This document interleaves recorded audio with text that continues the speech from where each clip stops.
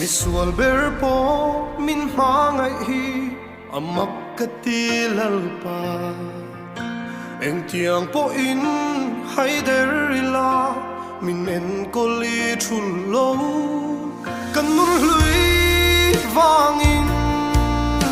min mangai kiam lo ve min en kol dana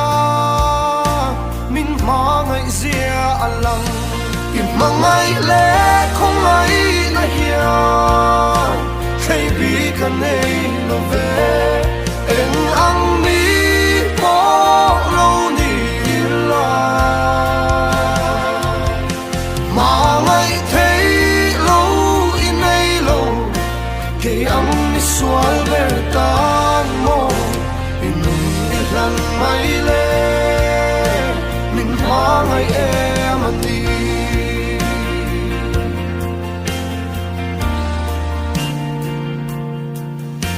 te donila ka thil ti te mangai tlak lo kani van lal fa pa meu thi nan chuan ka te lua em ani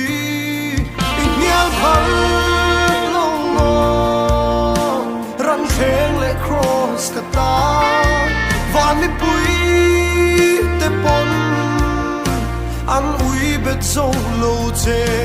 in mangai le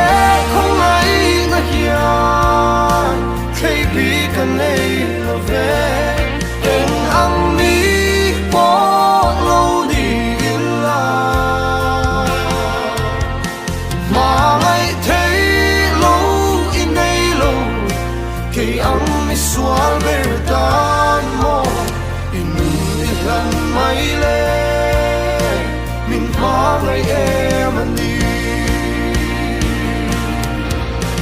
mamo chang tu in ni vanga mamo cheka ni lo kam mangai zok vanga min mangai ni lo min mangai mai hi in ni na zo kan ni kam mamo ber chu nang mangai hi ani mangai le không ai na hian thấy bi kan nei lo ve en ang mi po lo ni la mangai thấy lo in nei lo ke ang mi sual ber tan mo in lam mai le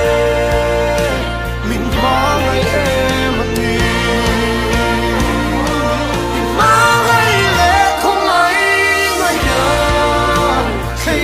kan nei lo ve en ang mi po lo ni la mangai thấy lo in nei lo ke ang sual ber tan mo in lan mai le min mangai em ani ke ang mi sual ber tan